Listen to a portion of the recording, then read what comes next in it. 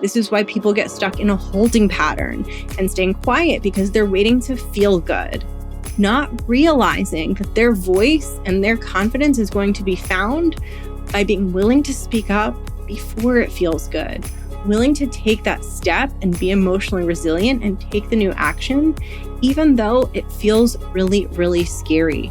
Emotional resilience is being able to say, you know what, I'm going to get back in the arena and I'm going to try again.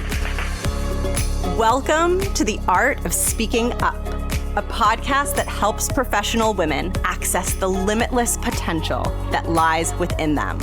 I'm your host, Jessica Guzik, and my mission is to help you find that spark inside you that has the power to transform your career in ways you may not have thought possible. I'm so excited that you're here. And now, on to the show.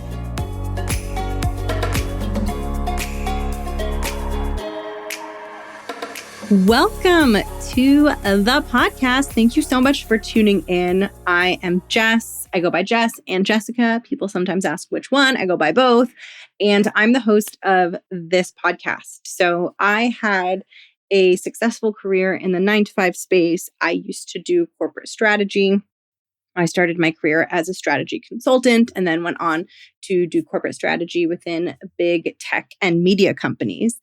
And now I'm in a new phase of my career. I'm a full-time podcaster and career coach for women in the corporate and the 9-to-5 space. And I help women build confidence. I help them find their voice. I help them expand into bigger career paths and new opportunities.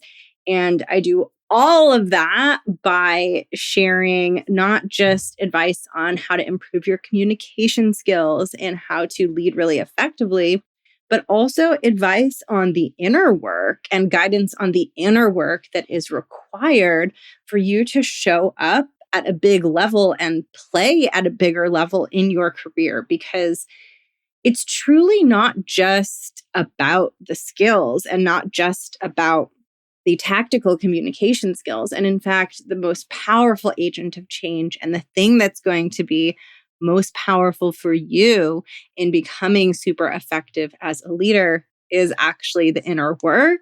And that's what this episode is all about. I feel so excited to walk you through this for a few reasons. First, because what I'm sharing with you today, this framework is like foundational to everything that I do. So I'm so excited to have this podcast episode out as a reference point that I can reference future podcast episodes back to, because this is the framework that encompasses how I coach and the work that I do. Like these are the bones that underlie what I do. So I'm so excited to walk you through it.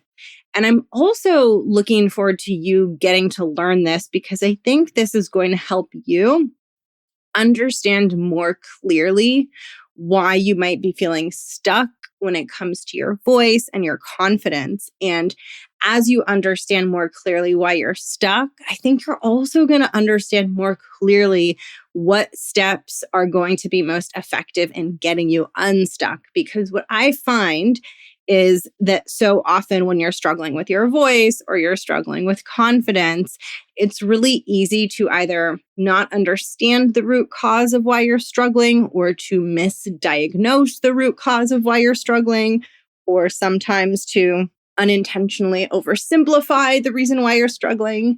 And when those things are happening, it becomes really hard to grow and progress and make progress.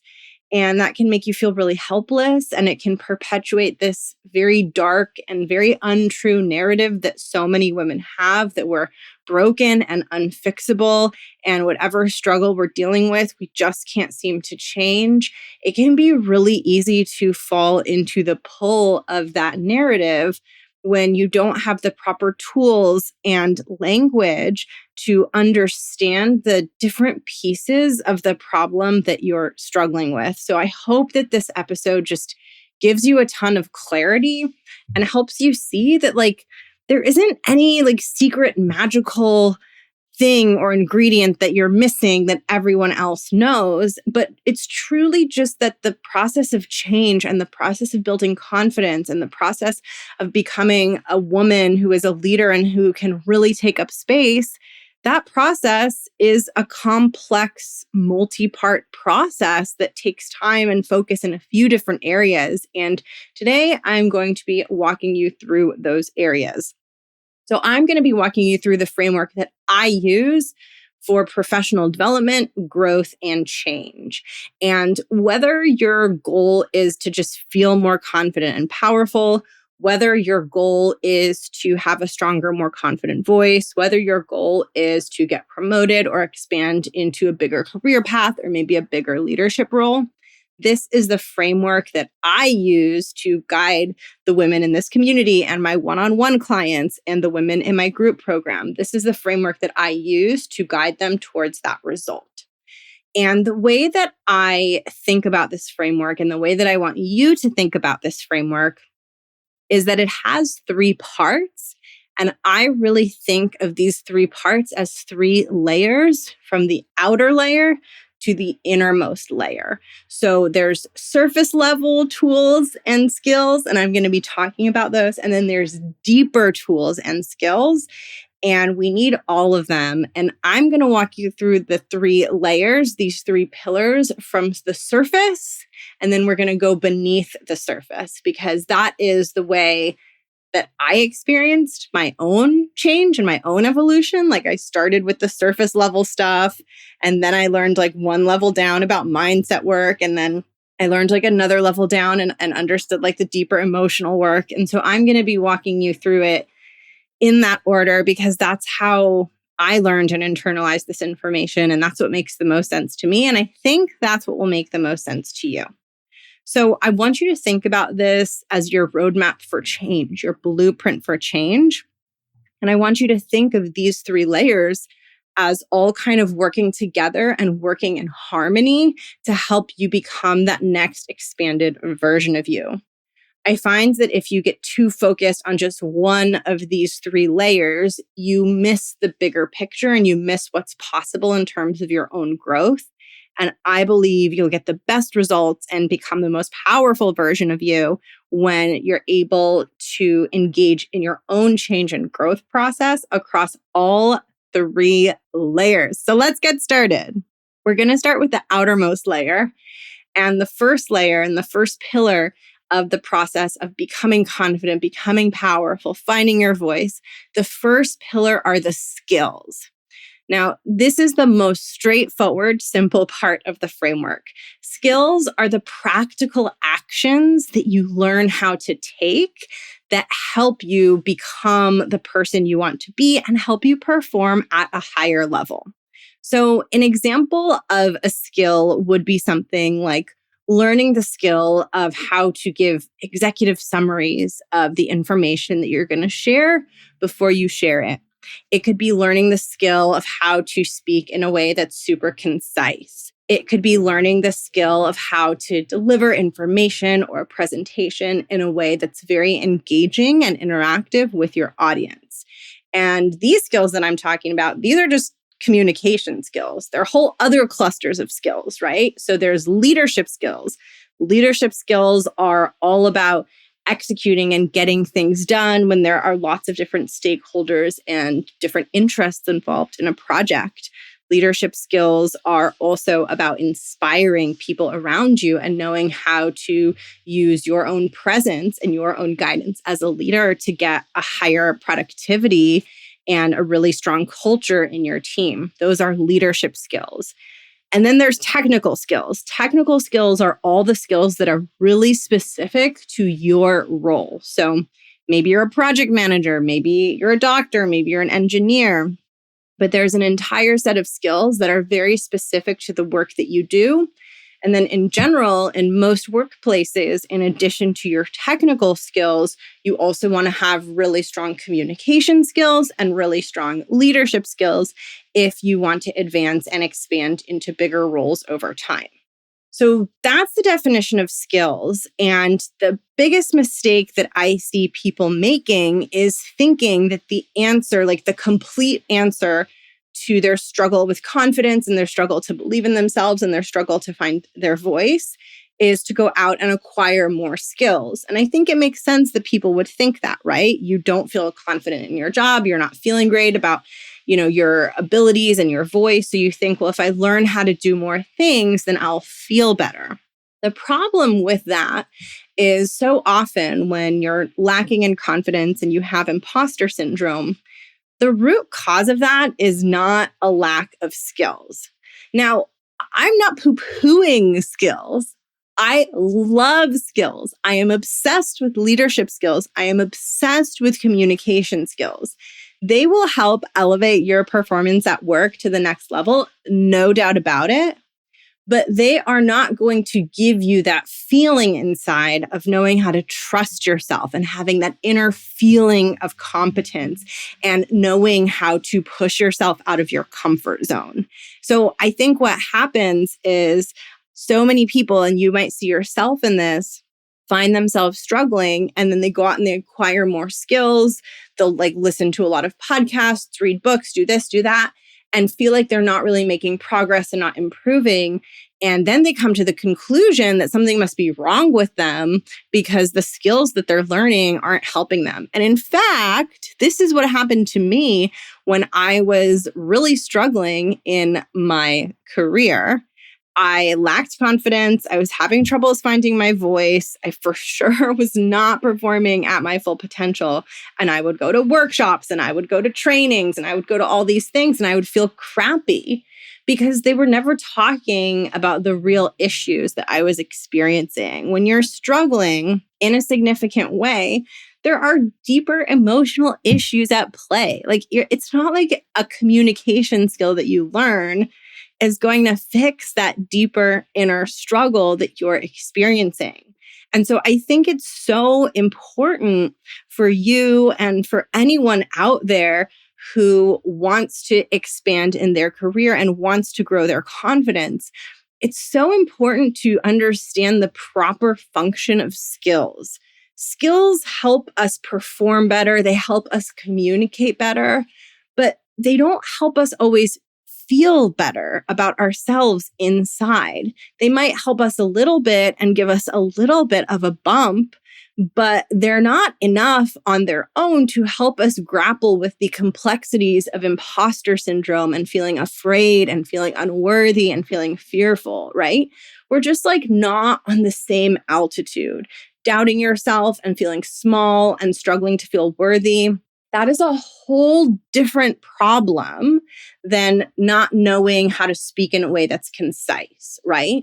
You could have the most perfect, flawless set of communication skills, but if you haven't learned how to grapple with your inner world and understand why you're feeling the way you're feeling and how to navigate the moments in your career and in your professional life when things are feeling really, really hard, then those skills are probably not going to get you to the transformation that you desire. And so I think it's so important to acknowledge how key skills are and how powerful communication skills are and how powerful leadership skills are. I am obsessed with this stuff and it's a huge component of the work that I do. But I think it's so important to call out that it's not the only component, and also to call out that it is the most surface level of all the work. So in other words, it's going to teach you something very, very practical, but it's not going to help you change your thought patterns and the way you think. And it's not going to help you learn to navigate and swim in the waters of some of the emotions that you feel inside about yourself. That brings me to the next pillar or the next layer down, which is one of my favorites. And let me just tell you, when I discovered this changed so much for me. When I went from thinking that skills are the answer and we live in this world where you just need to learn the skills that you're missing and everything will be great. When I went from that belief system to understanding mindset is a thing. I have a brain. I have thoughts. It's impacting the way that I feel and the way that I take in the world. When I realized that, my own evolution took such a massive leap. And my hope is that this show and what I share with you is going to help do the same thing for you.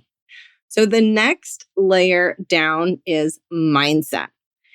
And for me, there are 3 components to a mindset. The first component to mindset is recognizing the way that you are talking to yourself. This is really huge. And if you only do this, it will get you so far in your professional journey. So most of us go about our day and we're not always aware of the soundtrack that's playing in our mind. And specifically, we're not aware of the soundtrack of self-judgment and self-criticism and the inner critic because it is so potent and it is so there so much of the time that we've just gotten used to living a life where we listen to all the mean, negative things that our inner critic is saying. And a key piece of mindset is recognizing that our brains are thought-generating machines. Like if you think about the expression like drinking from the fire hose, which, ew, I hate that expression and grosses me out so much when people are like, oh, you're new, you must be drinking from the fire hose. I don't know, I really don't like that image. But we're going to use it in this episode. If you think of like the image of like the fire hose, like spewing out water, this is what our brains are doing in our own consciousness, in our own mental sense of awareness in our minds all day long. Except instead of water, our brain is spewing thoughts and narratives and sentences, right? All day long. And what sucks about being human is that what our brain is spewing is usually like not the best stuff. Like a typical human brain isn't like going to be following you around and like going about your day being like, you're doing really great. I'm so proud of you for doing that thing. You did really well in that meeting. You showed up today. You did a good job, right? For most of us, certainly for myself, and certainly for the women that are attracted to my work, our brains don't say very nice things to us. They say things like we're not doing enough. They say things like we're embarrassing ourselves. We're going to sound stupid. I can't believe this is still hard for you. I can't believe you're still struggling with this. I can't believe that you said that. Why are you fumbling your words again? Here you go again, messing it up. You can never get this right. Can't you just get this right? And we move about our days with all of this in the background. And as a result of all of this in the background, number 1, we feel like crap. Number 2, we make different decisions when we have a really self-deprecating negative soundtrack playing in our heads and we're either not aware of it or we take it as the absolute truth, which, spoiler, it's not. It impacts the decisions that we make. Think about it. If you're sitting in a meeting and you're trying to exit your comfort zone and you're like, I want to be bold and say the thing that I've been wanting to say, and your brain is like, you stupid piece of shit, it's going to be a lot harder for you to say that thing than if your brain is like, go for it, girl, you can do it, right? So I'm sure you can see now how when this thought stream of ours goes unchecked, it can wreak havoc in how we feel. And it can wreak havoc in terms of the actions that we take.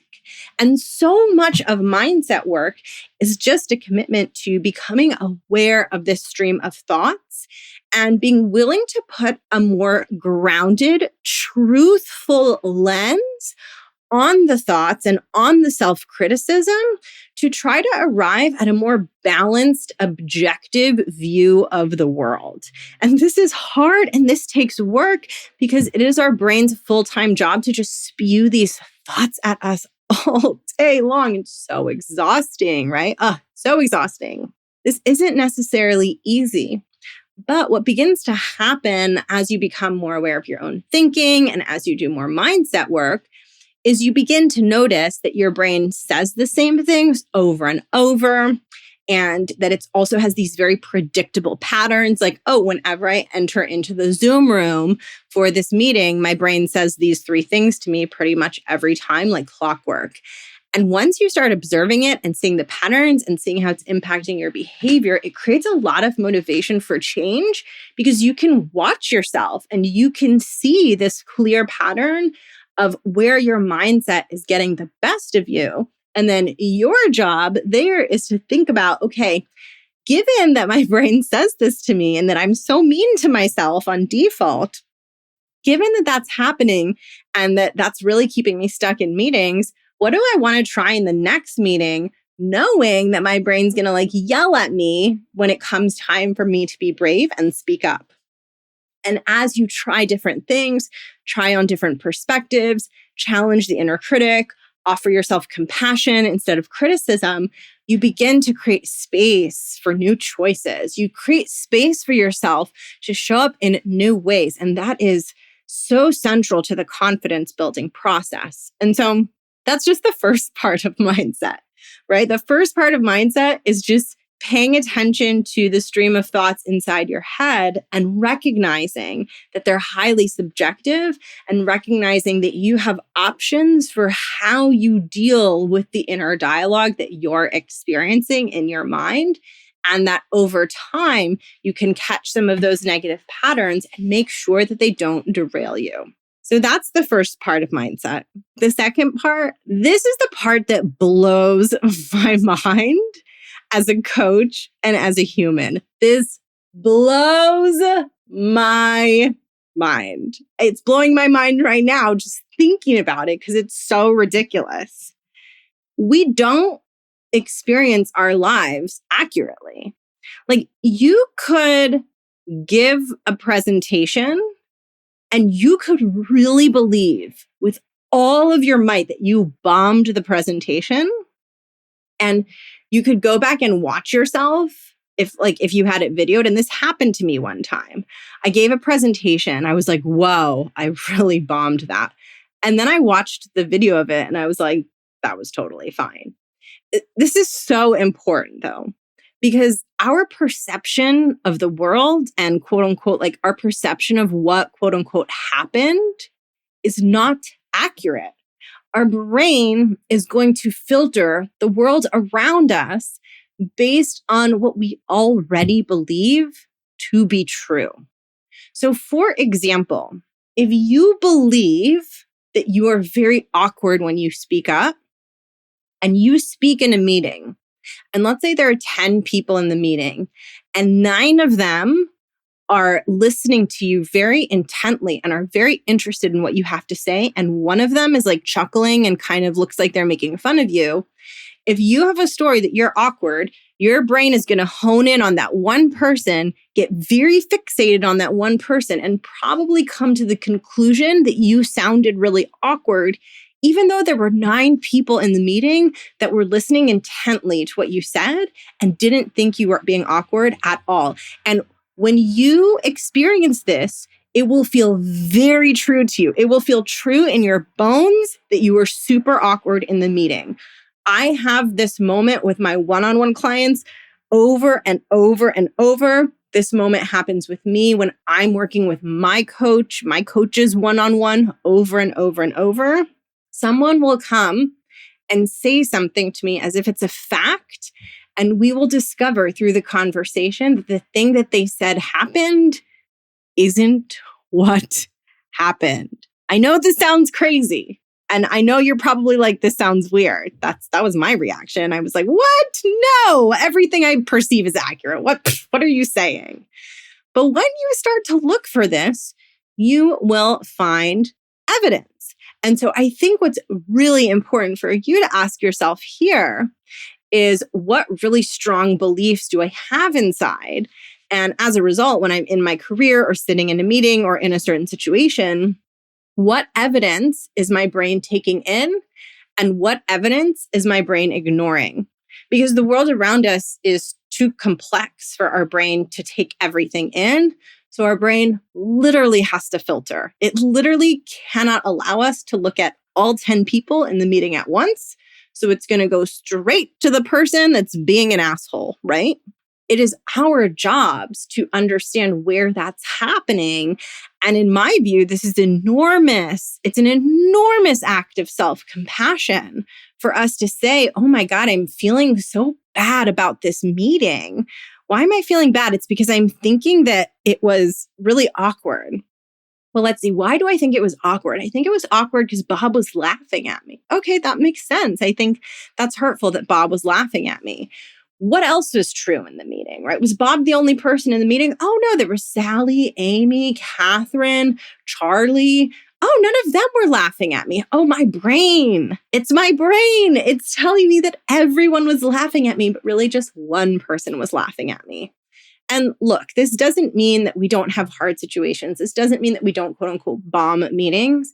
It just means that the way we experience and take in the world around us is highly subjective and is often going to skew negative. And so a big piece of mindset work is constantly making that compassionate correction for ourselves to remind ourselves that what we're experiencing isn't necessarily the truth. And the majority of the time, what we experience is going to skew more negative. Oh, this one is so important. And I could talk about this for a long time, but I want to wrap up the mindset piece so I can get to the third layer.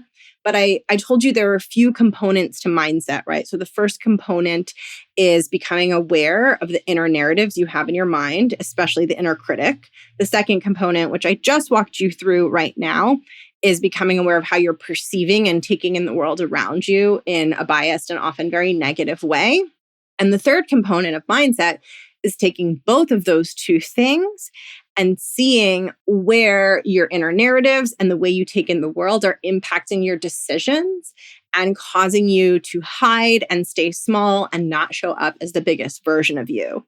And when you see all those links and when you learn how to not let your brain get the best of you, that is when you feel what it feels like inside to master mindset. So it'll be like a moment in a meeting and you'll notice yourself be like, everyone thinks I'm awkward. And then you'll be like, wait, there are 10 people in this meeting and only one person is laughing at me. And that'll be like a little moment of victory for you.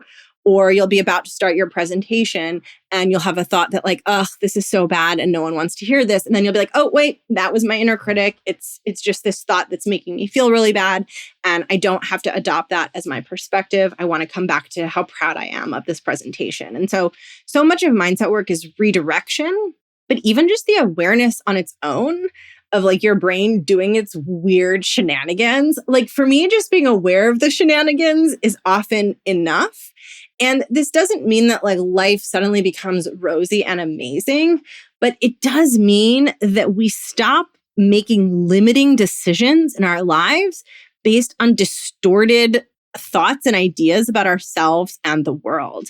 I see this very, very often with women who listen to this show is their brain is telling them, and they really have a belief that like they can't get the role they really want. They can't make the money that they really want. Like that feels really true to them. And that's literally just a mindset issue. That's literally just their brain filtering and looking for evidence that they're like stuck at a certain pay band or like stuck at a certain place in their career and ignoring any evidence that points to the contrary. And I know for a fact that that's not true, right? Like I've walked people through this process of like thinking that they're limited in this certain way and then getting the role or getting the raise or getting the thing that they thought they couldn't want. So you can really think something is true. Something can really feel true to you and just be totally, totally untrue. And the last thing I'll say on this, which is so important with mindset, is I think the place where mindset work is most important and where it can be most insidious is when you're holding this belief that you can't change. So the example that I gave just a few minutes ago, I gave an example of a belief that you can't make more money or you can't have the role that you really want. But the most insidious belief is that you can't change. You can't build confidence. You can't get better at the thing that's hard for you. You can't ever feel strong and solid in meetings. That belief is so insidious because it's going to prove itself true by keeping you from taking risks, keeping you from noticing your wins, keeping you from staying committed to your growth long enough to actually see the change that you want to see.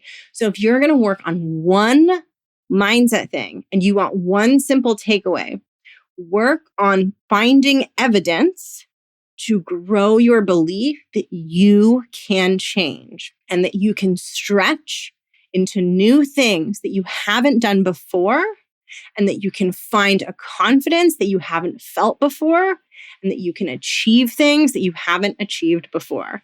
That is the single most powerful belief that I believe you can work on. So the second layer is mindset. And the third layer, this is my favorite layer. This is the layer that people are never expecting and surprises people. But this is the layer of emotional resilience.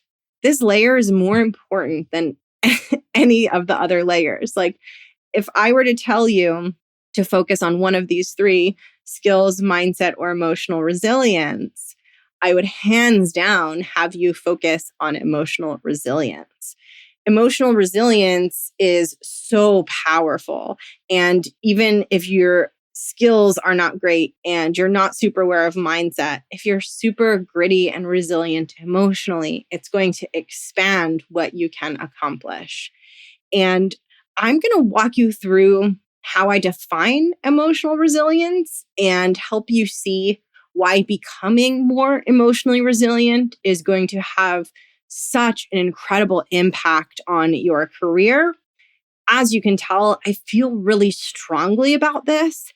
And I feel like this is really an area that is very untapped when it comes to women's leadership. And this is an area that I think is too often ignored in corporate environments and professional development dialogue. And this is at the center of everything, truly. And it's the deepest layer for a reason, because we feel it the most deeply and because it's the most impactful piece to your confidence building and your overall professional journey.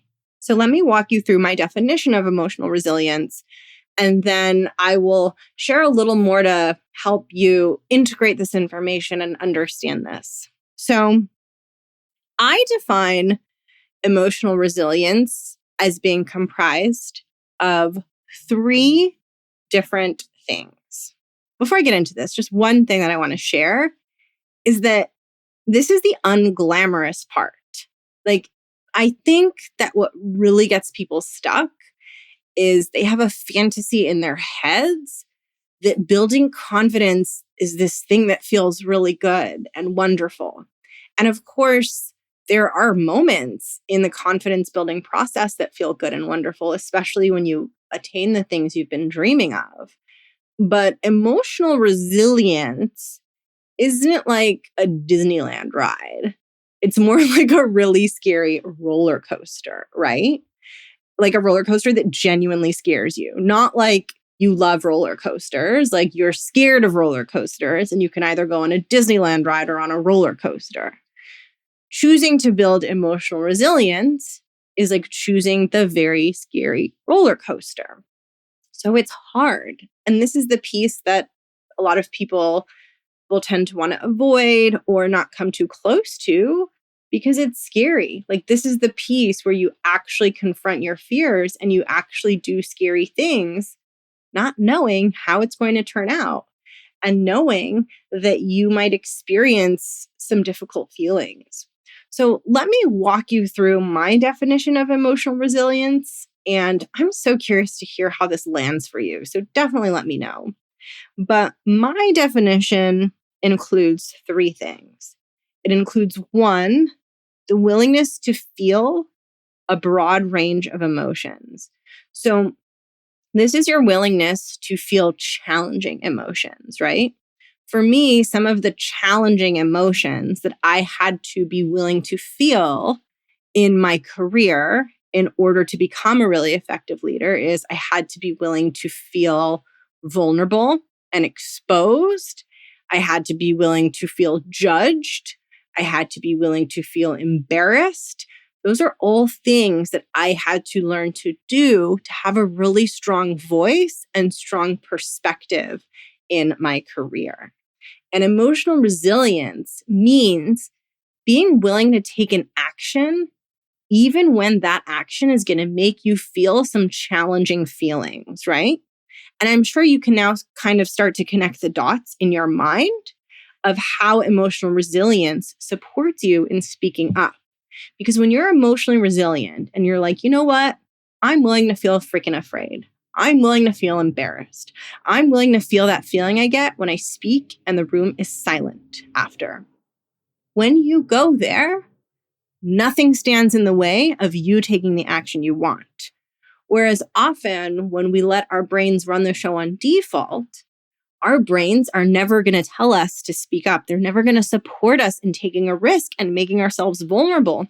This is why people get stuck in a holding pattern and staying quiet, because they're waiting to feel good, not realizing that their voice and their confidence is going to be found by being willing to speak up before it feels good, willing to take that step and be emotionally resilient and take the new action, even though it feels really, really scary. Emotional resilience is that willingness to take that step, knowing that it's not going to feel good every single instance. Like yes, you will feel accomplished after, you will feel proud of yourself, but it's also going to feel really, really scary. And your ability to accept that nuance, that doing the things that you want, becoming the person you want, going for the career you want is going to feel scary and hard. And it's also going to feel fulfilling and enriching and good. Your ability to accept that nuance and fully embrace that is going to blow the limits off of what you can accomplish in your career. And of course, when we do hard things and we act in ways that demonstrate emotional resilience and we take an action, even though we might feel some hard emotions because of that, we don't have to do it alone, right? We can be in community, we can be in support, we can find mentors, we can find guides, we can find friends, we can find coaches. We don't have to go through these things and suffer through these things alone. But I do believe that if you want to experience real growth and find your voice in a very robust, empowering way, you need to become emotionally resilient. And the first piece of that includes being willing to feel a broad range of emotions, which means being willing to take an action that's probably going to have you feeling a mixture of different emotions. Now, the second piece of emotional resilience is very closely related to the first, and it's the ability to bounce back, right? So it's the ability to pick yourself up and try again after you did something that maybe didn't go the way you want, or maybe caused you to feel a negative feeling. The second component to resilience is saying, okay, that felt really awkward speaking in that meeting. And what your brain's going to want to do is your brain's going to want to be like, bitch, we are never doing that ever again, ever, right? So emotional resilience would be you saying to your brain, yes, bitch, we are doing that again. But you get what I'm saying here, right? Like when you have the assertiveness hangover, the vulnerability hangover, you get crickets, you feel embarrassed, you got rejected from the job interview or whatever, and you're feeling these feelings. Emotional resilience is then being able, once you've processed the feelings, which I'll talk about in a minute, is being able to say, you know what, I'm going to get back in the arena and I'm going to try again. I think this is one of the most valuable capabilities that we can build as humans, and it makes you feel so powerful. Like this one is for sure where a lot of my own confidence comes from, is like knowing, like no matter what happens, I'm just not going to stop trying. I'm not going to give up. I might take a break. I might slow down. I might periodically stop and reevaluate and make sure, like, am I still going in the direction that aligns with my goals and all that stuff? But I am not stopping. Like, that is just not an option for me. And that gives me so much confidence because I know no matter what, I just keep playing. And it simplifies things in this way that makes me feel very empowered. And so it might have the potential to do that for you too. Okay. The last piece in the emotional resilience puzzle, and this is the most important, I think, and I think it's something that as women and as humans that we haven't really been taught to do. And so it's really nice then when you open yourself up to this and really get to bring this into your life. But the third piece of emotional resilience is being able to metaphorically hold ourselves, be with ourselves, and kind of offer ourselves love and compassion and comfort when we're in the midst of a very difficult emotion. And so I told you about like, okay, resilience means being willing to do things that might make you feel bad. And then a huge piece of resilience is then when you feel bad, the ability to be compassionate to yourself, to care for yourself, to really watch that inner critic voice and say, no, like, it's okay that I feel bad. I'm just human. I haven't done anything wrong. I'm not shitty. Like, I just did a scary thing and I'm having a really big emotion in response to it because I feel really vulnerable, or, I feel like I put myself out there. And this ability to hold yourself with compassion is like, it will change everything in your career and your life. And like, listen, this is a really hard thing to do as a human, right? Like this is my work for sure, to learn to get better and better at this. But what I found is, as I've deepened my ability to support myself, be gentle with myself, have my own back through a difficult emotion, the more stable and grounded I feel overall. And also, the more those emotions don't have this like crazy, powerful negative charge over me. Like when I know that even if I'm feeling a really bad feeling, like let's say like shame is horrible, it's such a hard feeling for me to manage through, or embarrassment, which is closely tied to shame. I think those are extremely difficult, or unworthiness. That's a really good one too. But I know if I'm feeling some of those really icky, sticky, horrible feelings, if I know that one thing that I can do for myself in the midst of that experience is make sure not to be mean to myself, take care of myself, allow myself to rest, give myself space, be kind to myself, reach out to my support system, whatever it is. Like, if I know that, like, that's what I do in those situations, it makes it feel so much more manageable. And it goes from being this big, horrifying, scary thing that I need to avoid to like, yeah, this thing that's really hard, but this thing that I totally feel strong enough to handle. And I believe that that feeling of like, I am strong enough to handle whatever comes of this, I believe that is at the seat, the center of our confidence, is that knowledge that no matter how it turns out, no matter how we feel, no matter what we are experiencing, that we are going to be able to come out the other side, and we're probably going to come out wiser and stronger. I believe that is where 90% of our confidence comes from. And that's why in this 3-part model that I'm walking you through of like skills on the outside, mindset in the middle, emotional resilience at the core, that's why emotional resilience is the most powerful.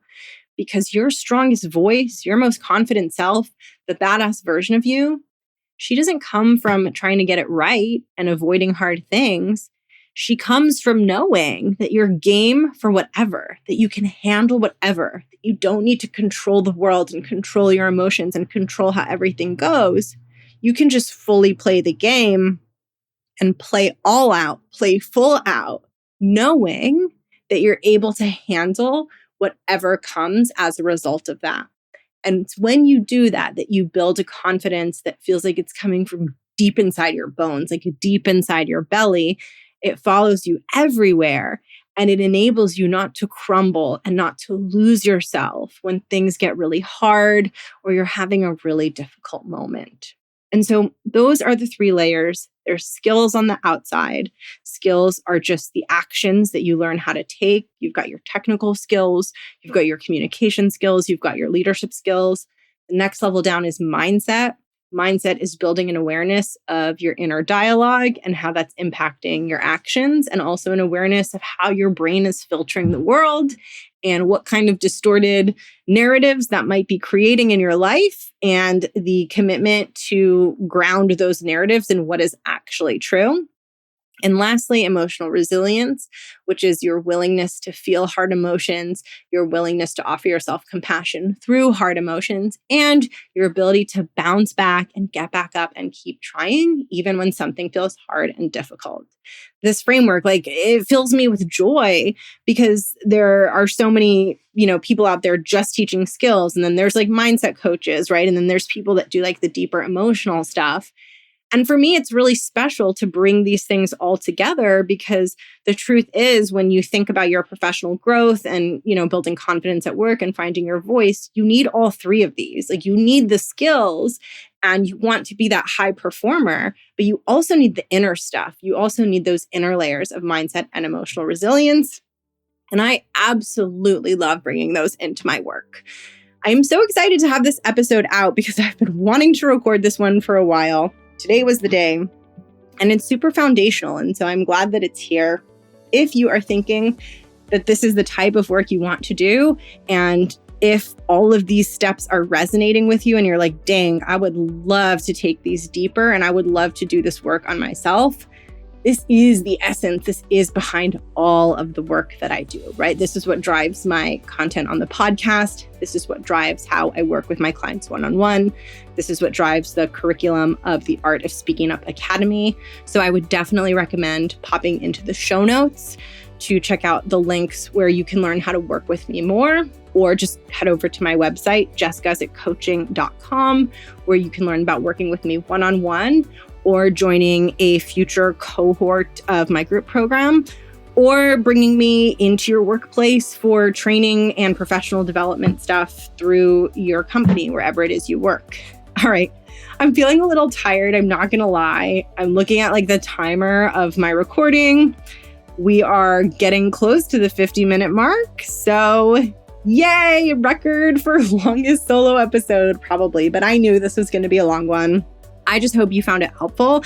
And if you've made it to this point, you are the best. Please send me a note, say hi to me. I will drop my contact information below.